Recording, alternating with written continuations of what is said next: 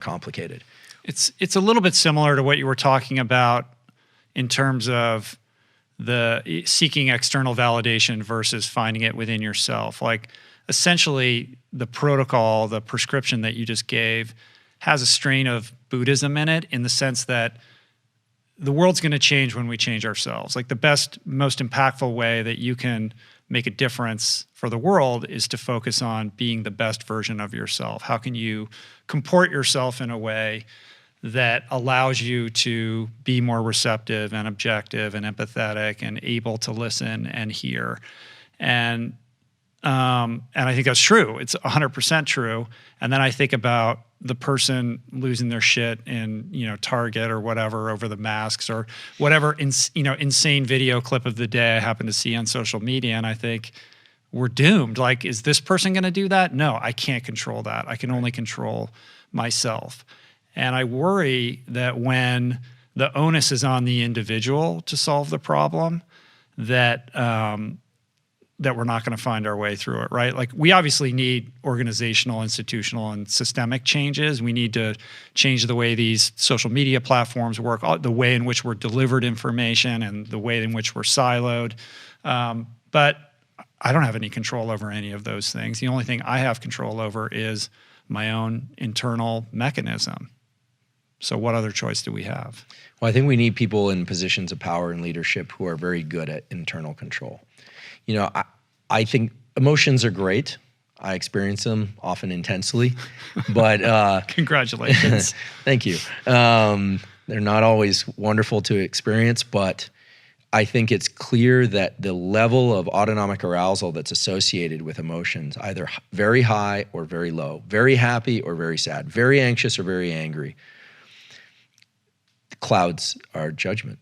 It's very clear, and I think the sooner we give them too much credence too. They're just feelings, man. Like, we don't have to allow them to overtake us and monopolize everything that we do. They were designed to push us along certain behavioral paths, but they've grown in importance in the last few years. And we could get into a discussion about how social media marketing are designed to capture these very deep limbic aspects of ourselves, and they are.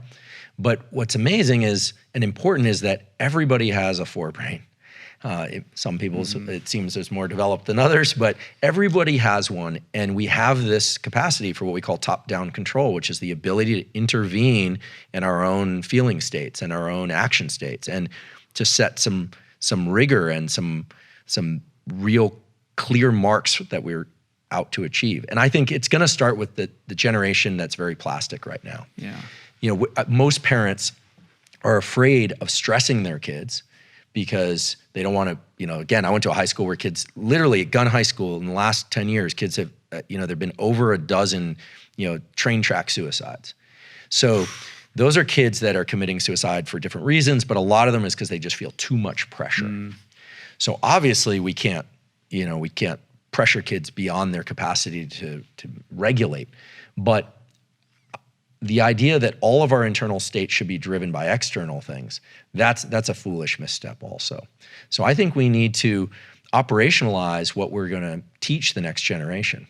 Maybe our generation isn't really rescuable, but maybe the next generation is. And if they understand that there's some concepts that sound a little mushy, like gratitude or mindfulness or these kinds of things, but as long as they understand that, for instance, gratitude, which we didn't really touch on, involves a whole other neurotransmitter reward system in the brain, the serotonin system, which buffers us against injury. It can improve wound repair. It can allow us to lean back into these high stress regimes.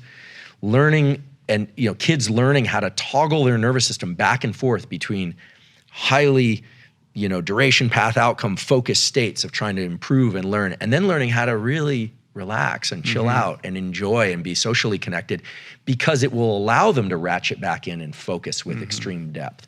I think in doing that, we might not get every child to learn how to do that, but if we can distribute that information widely enough, and there's so many brilliant examples and beautiful examples, yours, David's, many others, of people that have been able to tap into those systems intuitively.